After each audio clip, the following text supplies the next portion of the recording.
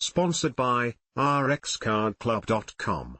Get a free prescription drug card and save up to 85% on prescription drugs. rxcardclub.com. Frustrated French clubs turn away players in post-Olympics sports boom. Sports, Paris, October 1, 2024, BSSAFP. Many amateur French sports clubs are struggling to cope with a wave of inquiries and a boom in wannabe players sparked by the Paris Olympics. "We're a bit overwhelmed," Catherine Groc, president of a fencing club in the trendy Marais district of the French capital, told AFP. "It's been 10 days now that I've been turning people away." She says around 50 people came to try out the sport during 2 separate beginners sessions organized this month, meaning she expects to end up with around 30% more duellists compared with last year. Fencing was given top billing on French TV during the July 26 to August 11 Paris Games, with the home nation continuing its medal-winning tradition in the spectacular 19th-century Grand Palais which hosted the competition. After each Olympics there's an effect, but this time the games were in Paris, of course, but I think above all there is the Grand Palais effect, Groc continued.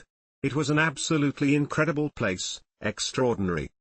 Other sports too have seen an influx of people eager to explore a new discipline or resume playing after years of inactivity, sometimes with disappointing results. Swimming clubs have registered around 10,000 new members, while table tennis clubs are expecting around 20% more players. The head of the French Handball Federation, Philippe Bana, told reporters last week that there was a tidal wave of new inscriptions in his sport, with demand up 18% this year compared to last.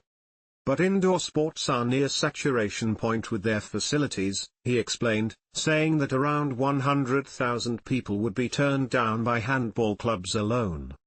"The Olympics Games should be a springboard, not a closed door," Bana said.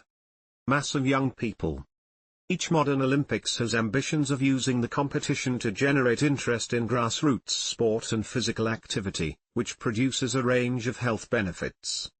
The French government and Paris 2024 organisers were no different in promising to leave a legacy that would help tackle the problem of people spending too much time on screens and doing too little exercise. Among French children aged 11 to 17, 3 out of 4 do not meet recommended levels of physical activity, according to data from the National Observatory of Physical Activity and Sedentary Behaviour, ONAPS, while obesity is also on the rise.